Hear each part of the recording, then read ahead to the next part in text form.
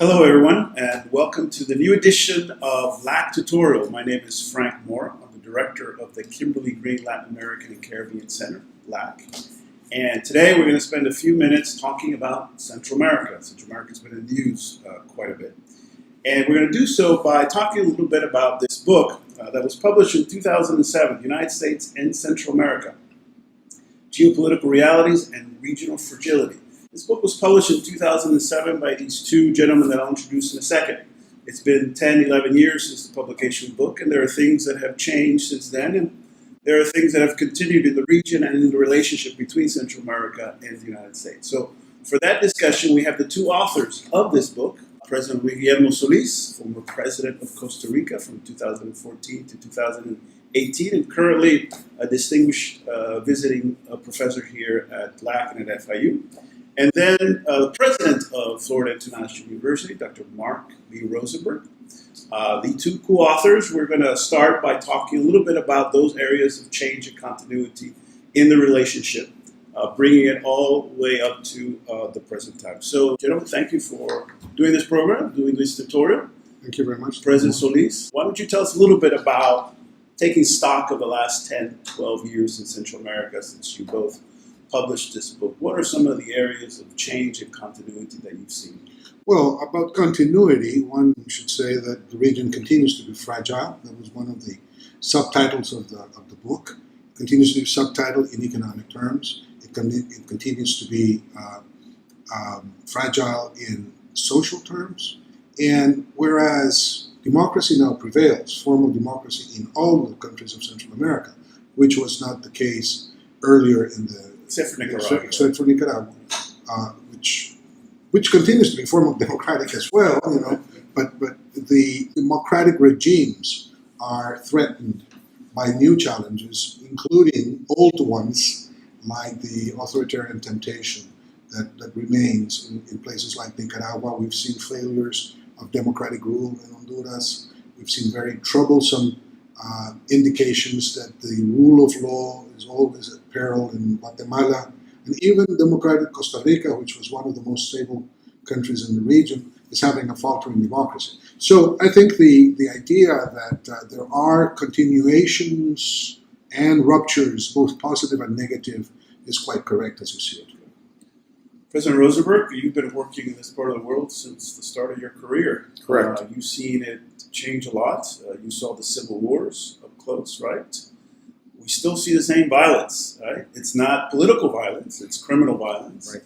But what's driving all of this that seems to be now driving people out of the country and moving towards the United States? Well, the criminal violence, perhaps, and the gang driven by gangs is one of the more serious developments, really, since we wrote the book. There had been violence coming from both the state and non-state actors in each of the countries, but now the prevalence of gangs, the influence of the narco traficantes is a lot stronger, a lot more sharply felt, and as a consequence, we're seeing migratory flows that, while we stated in the book that we knew that migration would continue to be a problem, I think we really underestimated how big of an issue migration has become, not just region to the United States on one hand, but within the countries themselves and intra-regionally, Central America and Mexico. I think we really underestimated that part of the evolution of the region. Well, one area of continuity, President Solís, sort of working off of what Dr. Rosenberg just said, is that the same drivers of instability, insecurity, violence, migration that were true in the 1980s are still there today, right? They manifest themselves. In other words, yes, the region is a bit more democratic in a formal sense, but the drivers of insecurity have not changed. And why? Why is it that they were able to do this sort of first generation of reform, but the sort of second, third structural changes remain pending? Well, the troublesome part of your question is that they've been there for over 150 years. I mean, instability in Central America has been virtually eternal, considering that we became independent from Spain in 1821, And we started with a number of local civil wars in all the countries, trying to seek a new model of statehood, which we didn't achieve until 1838 and later on. So, it's been a challenge to produce strong institutions. It's been a challenge to have a true separation of powers within the republic. It has been very difficult to achieve a state of democratic functioning, or at least of governance. Let's not talk about democracy even, but with the presence of foreign powers, particularly the United States after 1898, that would have allowed us to develop a more stable condition where the normal relationship between the powers and the private sector and society could have worked better.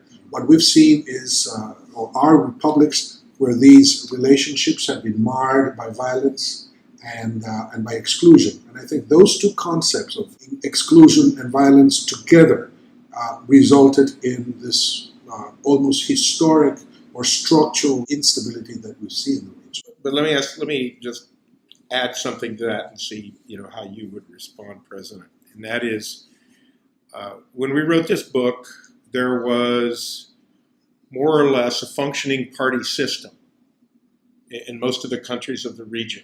But I think what's happened since then is the party systems have deteriorated.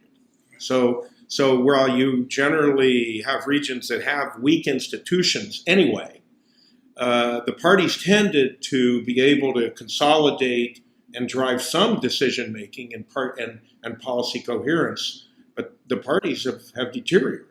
And while you've had democratic transitions, which let's say in 2007 were problematic, you have these transitions, but they are not the kind of transitions that perhaps was originally conceived for how democracy could institutionalize themselves. Is your assessment then that in the last 10 years, sort of democracy has further weakened, that institutions are more fragile than they were 10, 12 years ago, that there is sort of these structural issues that are now surfacing and creating even more violence, instability in mind? Well, I think that the word fragility, when we worked on some of the concepts for the book, we debated a lot of the concepts. And what I think has happened is you've gone from fragility to fragmentation and to almost hyper-fragmentation. Okay. And so that fragmentation is not just a characteristic of Central America,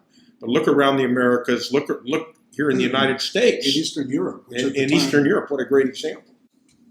No, furthermore, I just wanted to elaborate on President Rosenberg's remarks, because I think he's right. I mean, we never had real political parties in many countries of Central America, which were alien to the logic of authoritarian governments. I mean, we have to remember that the region was governed by dictatorships for a good part of its 20th century history.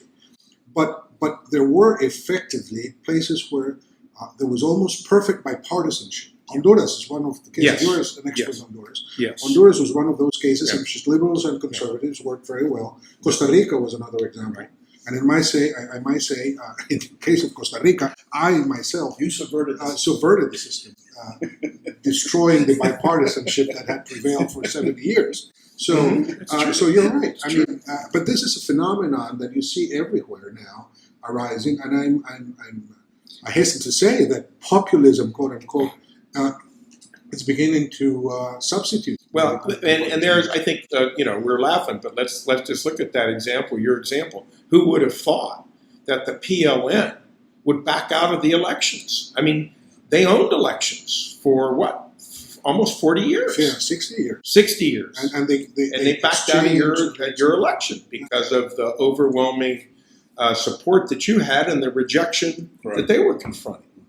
All right, so let's get to the United States part and the relationship between the region and the United States. And it's always been a very conflicted relationship, a relationship of either, some people have called it hegemonic, you all called it preponderant, certainly an asymmetrical relationship. One of the things that people often talk about is that despite that asymmetry, at the end of the day, the United States, at least in the modern era, is not able to change outcomes in in the region, right? That at the end of the day, change and reform has to come from within, from the political will of leaders, the private sector, public sector, to do the kinds of changes required to deal with the problems that we were just talking about. President Solís, I want you to react to that. I think that the United States continues to be a preponderant or a main political force in the region because of because the markets of Central America and the United States. But does that influence? What's the leverage that's exercised that shows the preponderance? Well, I think that the preponderance is fundamentally strategic. It has to do with the military, that's the preponderance, and the security-wise, and it has to do with the economy and trade. But the military part has been substituted since 1989, which was the last time the United States intervened. And clearly, a military intervention by the United States cannot be neutralized by any of the security forces in Central America. So that's that. But I think that the United States remains, and preponderance is a concept that was coined by President Rosenberg. We had a debate over that, precisely because the usual concept of hegemony, which implies the United States being able to determine the outcome, was not there anymore, wasn't it? Well, I mean, I think that we believed post-Cold War that there were spaces that Central America could legitimately occupy that weren't going to lend themselves to predetermined outcomes from Washington, okay? So that was why I was a little uncomfortable with the concept of hegemony. Now, we're in a post-ideological, post-truth era, and there are spaces still for Central America elites, for Central America, the working class and middle class, to have independent and autonomous action. But there's growing income gaps. There's growing technology gaps. The economies are still weak. So these are spaces that really probably haven't gotten the momentum that could fundamentally make a difference in the lives of a lot of people. But just, and this I remember because I went through it, when the coup of Honduras, right, in June of 2009, a lot of people were struck by the fact that the United States couldn't simply determine the desired objective it wanted in Honduras in a short period of time. We're talking about Honduras, right? Yeah.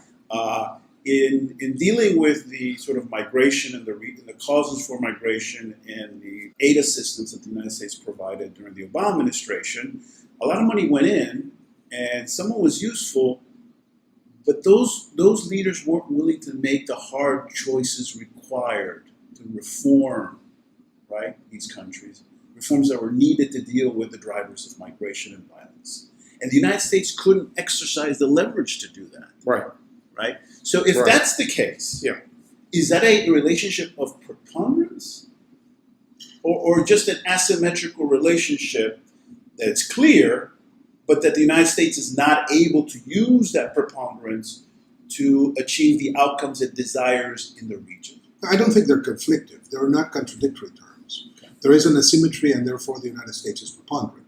But it's not like in the old days where you had an American ambassador who could call the president and say, listen, you're going out of this place in the flight at 12 o'clock. That's not happening. And that's usually the idea one gets when talking about hegemony. And I think that that's far gone because there's no willingness on the part of the United States to get entangled into nice little wars, as they were called in the early 20th century. But some of that is also because of the end of ideology and the fact that you do not have great power, big power stakes that are at risk in the region. So the stakes aren't that high from a geopolitical perspective for the United States. So the willingness to have predetermined outcomes and to see those predetermined outcomes, I believe, is reduced. And so then it's just a question of power politics and interests and how they manifest themselves. And it's just not that big a deal as it was in the 60s, 70s, and 80s, where the world was seen by U.S. foreign policy as divided into capitalism versus totalitarianism. The stakes aren't there. Gentlemen, we've run out of time already, I'm afraid. Thank you so much for this discussion. We could have gone for another hour. And I wanted to thank you all out there who've joined us and listened into this conversation. Please be sure to tune in to our next tutorial. Before we sign off, I just wanted to make a note of a couple reports that LACC and the Gordon Institute and the folks over at Global Americans have produced. Trends 2030 report, where we do some forecasting, some of the things that we've been doing here in this discussion along certain variables, technology, security, governments, economic growth, etc. So these are available on our websites, are available in hard copy. We have one on Central America, another on the Caribbean, and one that was just published on South America. So make sure to check those out. And again, see you the next time we do a tutorial. Thank you, gentlemen, so much. Thank you. Thank you very much.